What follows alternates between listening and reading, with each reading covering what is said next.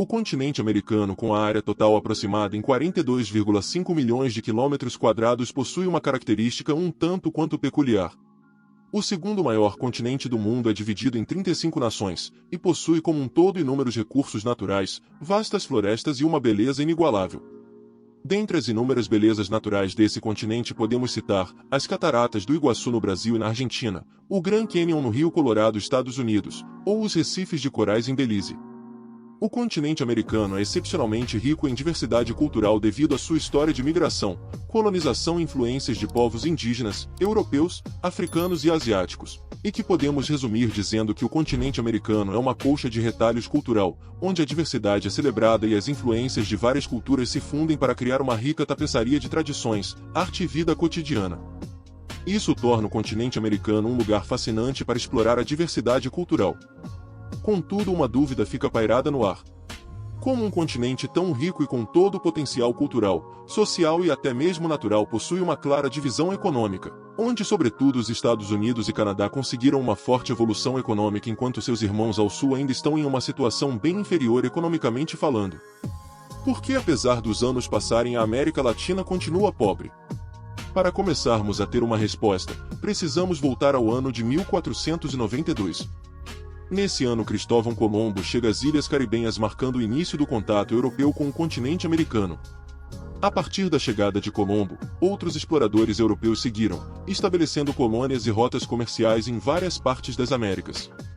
Entre os exploradores e colonizadores mais notáveis estão Hernán Cortés, que conquistou o Império Azteca no que é hoje o México, início do século XVI, e Francisco Pizarro, que conquistou o Império Inca no que é hoje o Peru, década de 1530. A colonização europeia das Américas teve um impacto profundo na história do continente, incluindo a disseminação de culturas europeias, a introdução de novas culturas de plantas e animais, a escravidão africana e as interações com as culturas indígenas existentes. Esses eventos moldaram a América de formas profundas e complexas, tanto positivas quanto negativas, e continuaram a influenciar a região até os dias de hoje. Já na América do Norte, o processo de colonização foi muito diferente.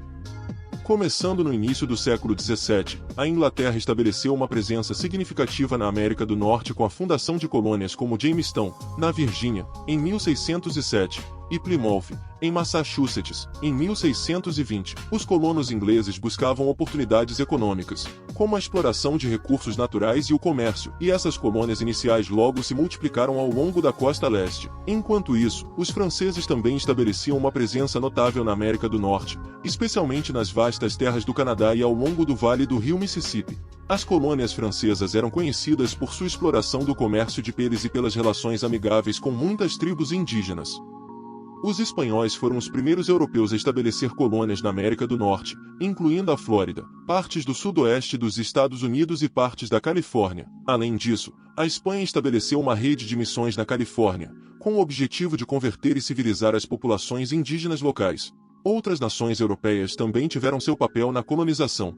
No entanto, essas colônias foram posteriormente conquistadas pelos ingleses e incorporadas em seu crescente império colonial.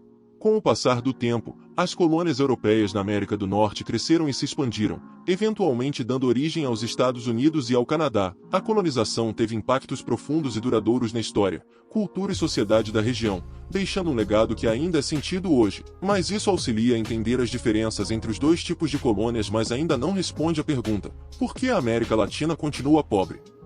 A colonização de ambas regiões iniciou no século XV se estendendo até meados do século XVII, porém logo divergiu em muitos aspectos-chave. Um dos fatores mais significativos foi a diferença nos recursos naturais. A América Latina era rica em minerais preciosos, como ouro e prata, que eram explorados intensivamente pelos colonizadores espanhóis.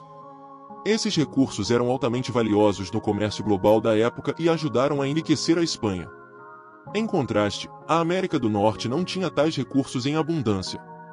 Outra diferença importante estava nos sistemas de produção. A América Latina desenvolveu uma economia de plantação baseada na monocultura, que dependia fortemente da mão de obra escrava para produzir produtos como açúcar, café e tabaco. Esses sistemas eram altamente lucrativos, mas também contribuíam para a desigualdade social e a falta de diversificação econômica. Na América do Norte, as colônias britânicas tinham uma economia mais diversificada, com agricultura, comércio e indústria. O legado colonial também desempenhou um papel significativo. A América Latina enfrentou séculos de desigualdade social e concentração de riqueza, o que dificultou o desenvolvimento de uma classe média e de instituições políticas e econômicas estáveis. Nos Estados Unidos, por outro lado, a independência foi seguida pela formação de instituições republicanas e econômicas que promoviam a igualdade e o desenvolvimento, o que se mostrou um dos aspectos primordiais para que ao longo dos anos tornasse os Estados Unidos e o Canadá países desenvolvidos. A independência e a estabilidade política também tiveram impactos diferentes nas duas regiões. Muitos países latino-americanos obtiveram sua independência do domínio colonial europeu no início do século XIX, mas muitos deles enfrentaram instabilidade política e conflitos internos prolongados, o que afetou negativamente o desenvolvimento econômico.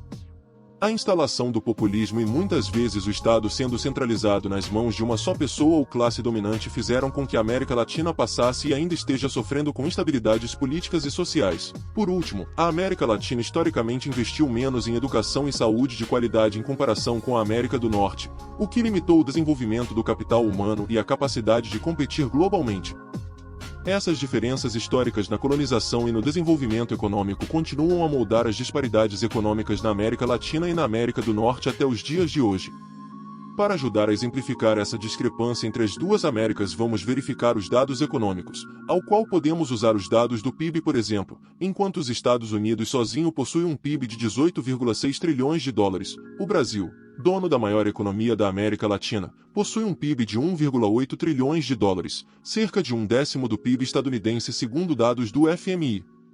Esses números destacam a disparidade econômica significativa entre os Estados Unidos, representando a América do Norte, e muitos países da América Latina, neste caso, exemplificado pelo Brasil. Os Estados Unidos têm uma economia muito maior, com um PIB per capita significativamente mais alto e outros indicadores que podemos citar como a taxa de desemprego, que também é bem mais baixa em comparação com a média da América Latina.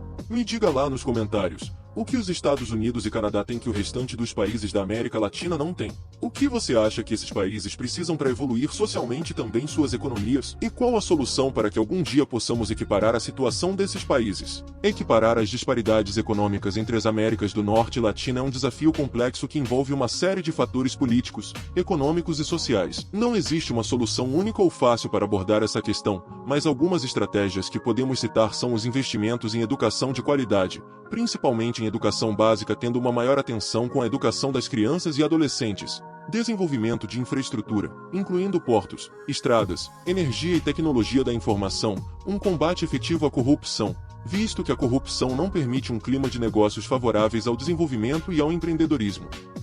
E é importante destacar que não existe uma abordagem única que funcione para todos os países da América Latina, pois as circunstâncias são diversas. Cada país enfrenta desafios específicos que requerem soluções adaptadas às suas necessidades e realidades. Além disso, a cooperação regional e o apoio internacional também desempenham um papel importante na promoção do desenvolvimento econômico e na redução das disparidades na região.